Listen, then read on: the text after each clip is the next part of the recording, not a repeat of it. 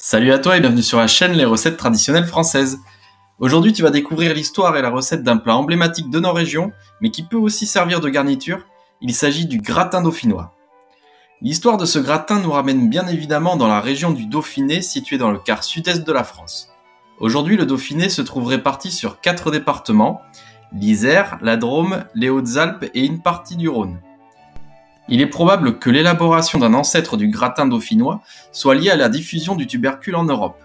Sa culture apparaît en 1565 en Italie, puis en 1589 pour la Suisse, où il s'adapta à merveille aux conditions alpines. On peut donc imaginer les premières tentatives de plats à base de pommes de terre dans le Dauphiné, voisin entre le XVIe siècle et le XVIIe. Le 7 juin 1788, Grenoble est le cadre d'une émeute.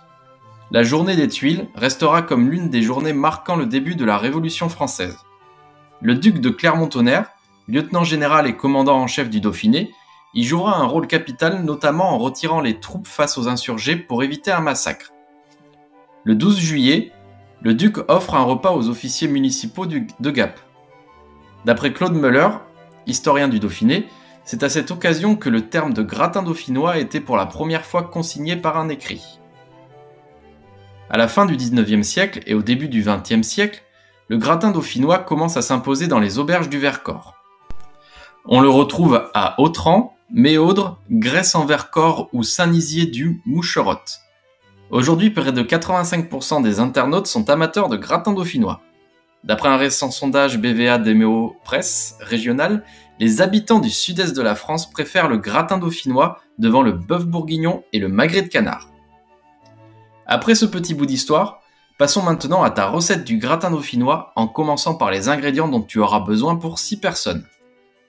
Il te faudra 1,3 kg de pommes de terre, 25 cl de lait entier, 50 plus 15 cl de crème liquide entière, 50 g de beurre, une gousse d'ail rose de préférence, sel, poivre et un plat de 20 ou 30 cm.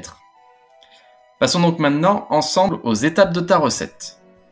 Tout d'abord, pèle et tranche finement les pommes de terre. Chauffe ton four à 180 degrés.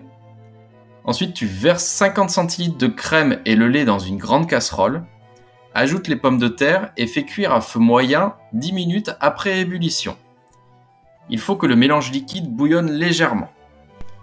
Frotte le plat avec de l'ail et la moitié du beurre. Range harmonieusement les pommes de terre pré-cuites dans le plat. Verse tout le liquide de la casserole dans ce plat, puis ajoute 15 cl supplémentaires de crème entière. Mets au four à 180 degrés pendant 1h30. Petite astuce, recouvre le plat d'une feuille d'aluminium lors de la cuisson. 10 minutes avant la fin de la cuisson, mets quelques noisettes de beurre sur le gratin et enlève la feuille d'aluminium pour que le gratin colore et dore bien. Serre-le chaud et tu n'as plus qu'à te régaler avec tes invités.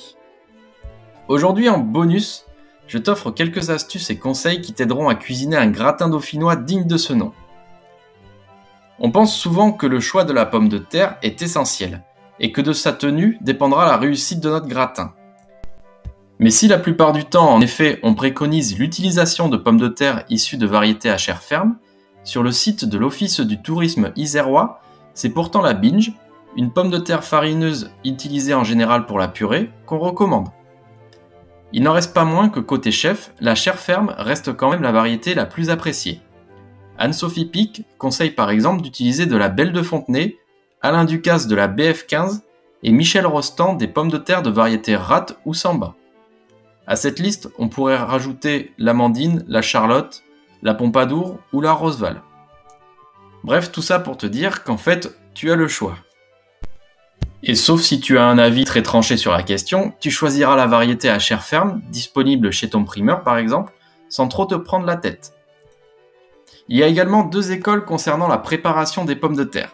Si certains préconisent une pré-cuisson, d'autres s'en passent carrément. Mais il semble quand même que la pré-cuisson l'emporte et qu'elle tende à devenir la règle. Dans ce cas-là, tu éminces très finement les pommes de terre pelées, avant de les faire pré-cuire quelques minutes dans un mélange de lait et de crème bouillant, assaisonné de sel, de poivre ou de muscade. Quand il n'y a pas pré-cuisson, les rondelles de pommes de terre sont simplement étalées dans le plat avant d'être recouvertes du mélange lait-crème bouillant et de cuire dans le four.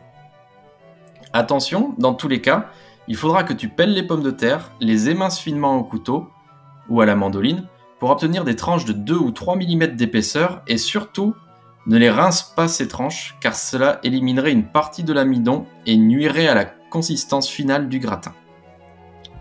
On l'a vu dans la vraie recette de cette spécialité, il n'y a ni œuf ni fromage.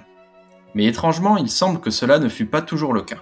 Et de grands noms de la cuisine française comme Robuchon ou Escoffier par exemple, n'ont pas hésité à ajouter l'un ou l'autre de ces ingrédients, voire les deux en même temps, dans leurs recettes. Du coup, si tu aimes le fromage, sens-toi libre d'en enrichir ton gratin. Voilà, c'est tout pour aujourd'hui. J'espère que cette vidéo t'a plu. N'hésite pas à t'abonner ou mettre un petit like d'encouragement. Je te souhaite un très bon appétit et à bientôt sur la chaîne Les Recettes Traditionnelles Françaises.